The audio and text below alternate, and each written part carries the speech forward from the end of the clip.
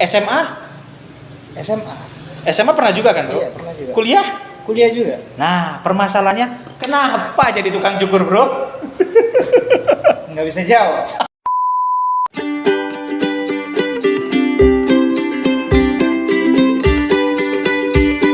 Kembali lagi di channel YouTube kita, Omong-omong kosong, ya kan? Oke. Omong-omong kosong ini bukan berarti omong-omongan yang kosong ya, Bro ya? Bukan ya? Bukan. Tapi omong-omongan yang membuahkan hasil yang Membuahkan hasil yang dan pikiran yang positif. hasil dan pikiran yang positif, guys. Oke, tapi sebelumnya nih, kita akan perkenalan dulu nih, ya kan? Ada pepatah mengatakan tak kenal maka Tak sayang dan cinta. Wah. Tambahin ya. Aku tambahin. tambahin ya. Tak kenal maka tak sayang dan cinta. Oke. Kalau gitu perkenalkan, nama saya Ricardo Mikael, biasa dipanggil Rico, dan rekan saya Pauline, ya kan? Dan yang di balik layar yang kameramen ini ada namanya Adrian Christian Tito. Siapa tuh ya? Biasa dipanggil Tito. Itu jempolnya doang yang muncul gitu kan. Oke. Kali ini kita akan membahas suatu tema yang menarik. Nah, tapi masalahnya kita belum ada narasumbernya. Wow. Iya kan? Kalau biasa di YouTube tuh biasanya Oh no, betul. itu Kalau di YouTube biasanya kan ada oh no. Bagaimana ini kita mau bahas suatu topik tapi belum ada narasumbernya? Bentar. Tapi gimana kalau kamu yang jadi narasumbernya aja? Waduh, aku narasumber? Iya. Nggak cocok, Nggak bro. cocok ya. Gimana kalau kamu, bro? Aku yang jadi narasumber. Yes. Sudah kamu pikir matang-matang gitu? Matang-matang sekali. Detik ini saya pikirkan matang-matang. Karena perjalananku kacau loh ini. Loh, justru itu bukan berarti kacau itu tidak ada makna positifnya. Betul. Ya kan? Betul. Setuju kalau gitu? Setuju. Setuju maksudnya ya guys Setuju ya. maksudnya. Oke kalau gitu. Berhubung Pauline sudah bersedia menjadi narasumber kita beri tepuk tangan. Luar biasa ya. Oke kalau begitu, karena kamu jadi narasumbernya, bro, aku kan sudah kenal banget nih. Istilahnya kamu itu sudah jadi best friendku lah ya. Oke. Nah kalau begitu sih saya berpikir bahwa karena kamu best friendku, pasti ada sesuatu hal yang pengen aku tanyakan yang pastinya menarik banget. Apa tuh? Ya Apa kan? tuh? Jangan yang susah-susah loh, bro. Karena takut nggak bisa jawab. Oh enggak. Oke, maaf nih sebelumnya, bro. Maaf nih ya. Profesi kamu kan sekarang tukang cukur nih atau tukang potong, ya kan? Iya. Ya, benar ya. Maaf sebelumnya, tapi itu profesi yang menurut aku sih luar biasa banget ya, bro ya. Bagiku biasa aja. Biasa aja ya. Waduh, bertolak belakang. Oke, kalau begitu. Enggak, luar biasa. Luar biasa ya. Luar biasa. Oke, bro. Kamu Yes. pernah sekolah kan? Pernah sekolah. SD? Sekolah, iya SD. SD pernah. SMP? Pernah. Pernah. SMA? SMA. SMA pernah juga kan, bro? Iya, pernah juga. Kuliah? juga. Nah, permasalahannya kenapa jadi tukang cukur, bro? Nggak bisa jawab. Harus bisa jawab dong. Harus bisa jawab. Harus bisa jawab. Kenapa kamu sudah SD, SMP, SMA, kuliah, tapi jadi tukang cukur, bro? Tukang cukur itu menarik sih. Asik sih. Sesuatu karya seni yang memuaskan kita dan pelanggan. Oh, berarti tukang cukur itu menarik banget ya. Enak banget dan memuaskan pelanggan. Memuaskan dalam arti memotongnya, menservisnya ya. Bener. Bukan yang aneh-aneh ya, teman-teman ya di sini. Oke, berarti ya kenapa kamu jadi tukang cukur? Pilihanmu adalah karena menarik. Enak dan bisa memberikan kepuasan buat pelanggan dalam Kedua belah arti pihak ya. kedua belah pihak ya. Wah. Anda puas, kami senang. Iya, Gitu. benar. Anda puas, kami senang. Jadi potonglah di Pauline ya. sedikit promosi gitu ya. Jangan lupa follow dulu Instagramnya. Iya, follow dulu. Instagram. Nama ini, bro, nama yang cukur rambut. Instagramnya? Instagramnya Pauline Herman. Pauline Herman. Ada juga lagi Halo Hair Studio Halo Hair Surabaya Studio. ya. Halo Hair Studio Jangan Surabaya. lupa langsung aja di follow Instagramnya. Teman-teman bisa lihat di situ bagaimana potongannya si Pauline hasilnya. Wow. Yes. Kalau jariku ada berapa puluh ku kasih jempol semua nih ya. Keren potongannya ya. Keren Oke. banget. Keren banget. Ya kan? Keren banget. Oke, tadi kamu sudah kasih info kan, Bro? Ha-ha. Kenapa jadi tukang cukur dan Betul. kamu bilang ya itu sesuatu hal yang luar biasa banget gitu ya. Betul. Nah, aku tanya lagi nih, Bro. Sebelum kamu jadi tukang cukur nih, menemukan passion kamu tukang cukur nih ya. Sebelumnya ngapain, Bro? Sebelumnya ya ngapain ya? Sebelumnya ngapain? Pertanyaannya berat sekali ya. Berat banget. Tapi serius sih, sebelum jadi tukang potong sih ya banyak ya kerja ikut orang dulu. Oke. Terus beberapa sih mulai bisnis kecil-kecilan. Oh, bisnis Kayak kecil-kecilan kayak peniti itu kecil-kecil ya, Bro? kecil-kecil. Jarum, kerikil, enggak bercanda. Bercanda, Jadi bukan, bisnis bukan. kecil-kecilan ya. Nah. Jadi ada ikut orang bisnis kecil-kecilan ya. Bisnis kecil-kecilan. Itu sebelum menemukan passion kamu jadi tukang potong ya. Betul. Nah. Itu yang justru alur dari itu yang akhirnya menemukan tuh. Oh, jadi kamu setelah sebelum menemukan passion kamu jadi tukang cukur, kamu ikut orang ngumpulin modal. Nah, di umur berapa, Bro, kamu bisa menemukan passion itu? Passion tukang cukur nih. Oh, aku nih srek banget nih passionku di sini nih. Karena kan passion itu kan banyak pilihan, betul nggak? Bener. Ya kan? Itu hobinya tuh banyak ya. Banyak kan hobi itu ya kan. Banyak Tapi hobi. passion kita itu di mana kita masih belum tahu. Betul, Nah, di betul. umur berapa, Bro, kamu bisa menemukan passion itu? Jadi di umur 26 27 ya mungkin ya. Aku tuh baru aku tuh kayaknya suka aja sih megang rambutnya orang terus bikin ganteng orang tuh kayaknya kalau orang Jakarta bilang tuh gua banget.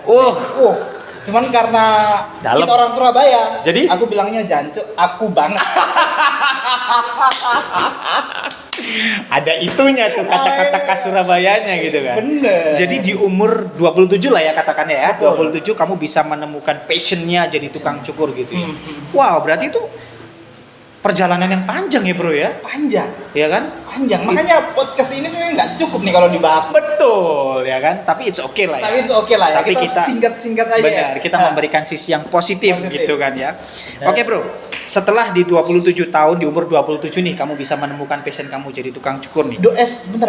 Iya. 26 boleh nggak? Kayaknya Oke. 27 terlalu tua ya. Oke, kita ralat guys. Kita ralat guys. Jadi di 26. umur 26 tahun 26 tahun. baru bisa menemukan passion tukang cukur ini ya. Betul. Nah, setelah itu apa sih tindakan kamu yang kamu lakuin setelah nih passion aku di sini nih? Apa yang harus aku lakukan? Yang pasti yang kita harus lakukan tuh skill kita dulu. Skill, Kita oke. kita belajar soal ya skill kita tuh harus benar-benar kita mantapkan. Betul.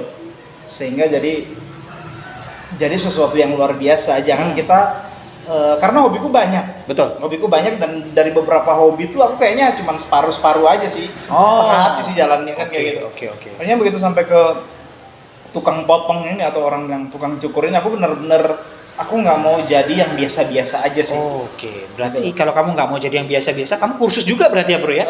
Sedikit ya. Sedikit. Nah, itu teman-teman. Jadi ketika kita sudah menemukan passion kita, apapun harus kita lakukan ya, Bro ya, Apapun untuk harus mengembangkan kita soft skill-nya tadi itu ya. Benar. Kalau bisa kursus apapun Betul. itulah ya. Setuju ya, Bro ya? Betul. Wah, luar biasa banget. Karena kalau profesi tukang cukur tuh aku pikir selain kita harus belajar cara mencukur dengan benar, Betul. cara memegang ya istilahnya cara memegang gunting dengan benar. Yes. Semuanya kita harus pelajari. Terus yang penting adalah kita juga harus belajar komunikasi.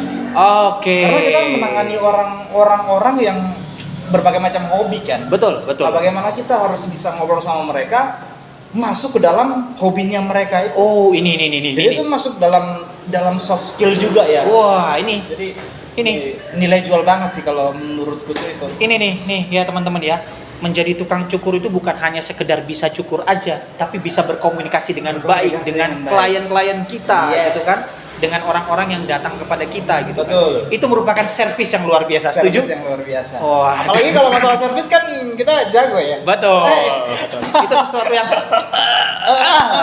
gitu. Kayak gitu. Gitu kan. Bener.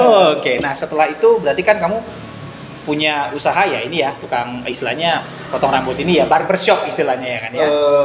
Iya. Oke. Barbershop.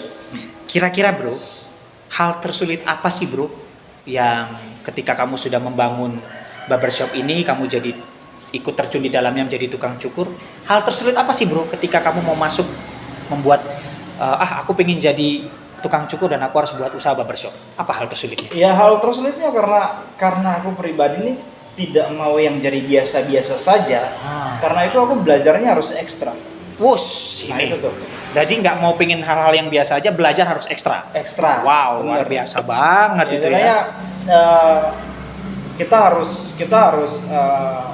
harus menjadi luar biasa daripada mungkin teman-teman seprofesi kita ya. Kita harus benar-benar, karena tujuan aku pribadi ya, aku pengen aku seseorang ya pengen memang benar-benar dipandang secara skill ya. Secara skill tuh oke banget. Berarti kesulitannya apa, Bro?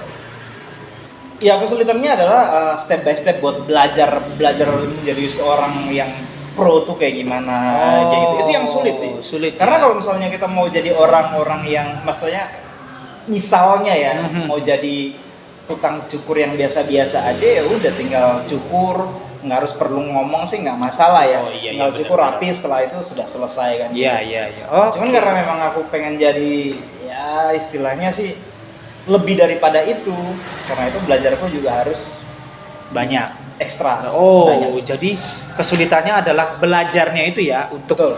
untuk cari informasi seperti apa, Betul. ini kayak gimana, Betul. berarti ya sulitnya di situ ya. Sulitnya di situ. Oke, tapi pas masalah pandemi seperti yang sekarang sudah kita jalani, Bro, sudah kita lewati, itu ngefek nggak ke usaha? Efek kamu? banget. Efek banget ya. Efek banget. Itu karena setauku sih kamu buka pada saat sebelum pandemi ya kan, mau mulai pandemi ya itu waktu itu. Pas pandemi. Pas pandemi itu Pas teman-teman. pandemi malah. Waduh.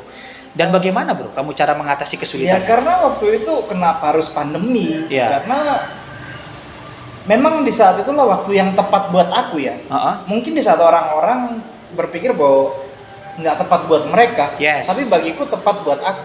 Ini menarik nih. Nah, itu. Kondisi pandemi, tapi dia bisa bersyukur. Nah, menurut si Pauline ini, itu waktu yang tepat. Kenapa, Bro, Oke, alasannya? Ya karena aku pikir kalau misalkan aku buka dalam kondisi yang sulit, ketika kondisi itu mulai balik normal, aku nggak perlu capek lagi masalahnya. Wah, iya. Kayak gitu. Jadi ya sedikit agak di luar orang bisnis pada umumnya yang mikirnya mungkin ya buka setelah pandemi selesai atau gimana kayak gitu. Justru aku ya mencoba keluar dari zona-zona pikiran seperti itu. Oke, berarti cara keluarnya adalah belajar dari masa-masa sulit itu ya, Bro. Belajar Ya? dari masa sulit. Ketika kita merasa kesulitan, ya kita akan berpikir bagaimana kita mencari jalan keluarnya. Oke. Luar biasa banget nih ya, guys ya. Luar biasa. Nah, terakhir, Bro. Hmm. Nextnya kamu akan berbuat apa nih? Nextnya yang pasti aku lebih pengen mengembangkan yang namanya ini sekarang lagi jalani bisnis skill ya. Business skill. Oke. Terus nextnya pengen ngumpulin komunitas. Wah, nih pengen gitu. ngumpulin komunitas. Terus karena di barbershop itu penting ada komunitas tuh penting. Oke. Komunitas entah itu sama customer kita atau Oke. mungkin sama profesi kita. Yes. Bisa saja itu masuk dalam komunitas atau oke. tujuan kita. Ini terus bagus. Buat komunitas jadinya buat ya. komunitas. Oke. Biar menunjang bisnis tadi. Yes. Nah, kayak gitu.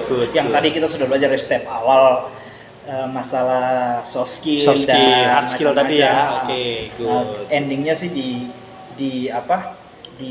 komunitas itu tadi. Endingnya pengen buat komunitas dan pengen lagi kalau bisa nanti diberkati ada rezeki bisa bangun yang lain Bisa lagi ya. bangun yang lebih besar lagi. Karena oke. sekarang sih kan masih cukur di studio sendiri yang kecil-kecilan sih. Tapi puji Tuhan sih lumayan lah. Lumayan lah. Ya bersyukurlah, ada aja harus- berkat. Gitu. Harus bersyukur. Betul. Syukur.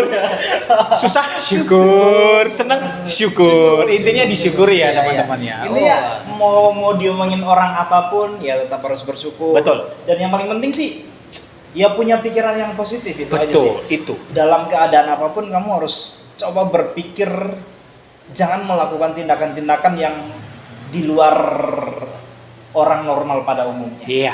Kayak gitu. Apapun kondisimu, disyukuri dan tetap berusaha untuk menjadi yang lebih baik lagi. Betul. Oh, luar biasa. Kali Dan ini ya yang terakhir lagi yang adalah terakhir. itu. Yang terakhir apa ini? Ini kayaknya seru nih yang terakhir. Yang terakhir tuh selain aku pengen mengembangkan bisnis cukur ini juga. Yes. Yang terakhir adalah aku menolak motong DPR. Menolak potong DPR. orang-orang DPR. Iya. Berat, bosku. Berat ya. Kenapa, bro? Karena saya nggak mau dipotong terus ngasih uang korupsi. Mereka bayarnya pakai uang korupsi kan gitu ya. Nggak mau, akhirnya nolak dulu aja. Berat, bro, berat. Jadi kamu menolak untuk potong anggota DPR. Betul. Tapi nggak semua anggota DPR korupsi ya kan? Iya. Tapi nggak semua. rata-rata korupsi. Rata-rata. Ini kita ngomong buat Menurut kita loh ya ini ya. Kesindir aja ya. Ya, sindir-sindir dikit, Yang nyitir dikit merasa lah ya. tidak pernah korupsi ya. Ya, bagus. bagus. Ya. Jangan sampai korupsi. Jangan sampai Tapi yang kalau korupsi, harus dibasmi. harus dibasmi nih. Bukan kita yang basmi, tapi negara, KPK. Ya. Oke, kalau gitu guys, luar biasa. Luar biasa. Narasumber yang luar biasa.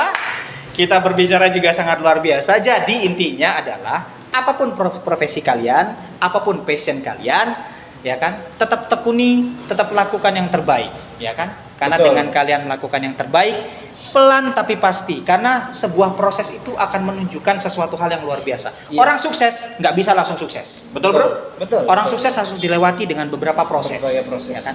Dengan proses itu kita nikmati, percayalah kita akan menjadi sukses. Sukses. Iya, luar biasa sekali. Dan thank you. satu lagi, Yes. sukses itu ada di genggaman kita. Sukses itu ada di genggaman kita. Genggaman kita. Ya kan? Oke. Kita yang menentukan, ya kita sendiri yang akan mendapatkan. Dan jangan lupa ketika sukses kita harus berbagi. Betul? Betul. Ya, luar biasa. Terima kasih.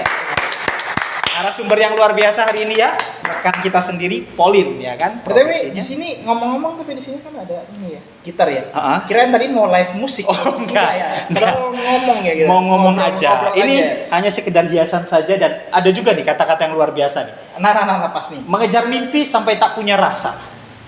Mengejar mimpi sampai lupa keluarga. Mengejar mimpi lupa dunia nyata. Dan yang terakhir, mengejar mimpi tapi tidak bersama. dalam sedih.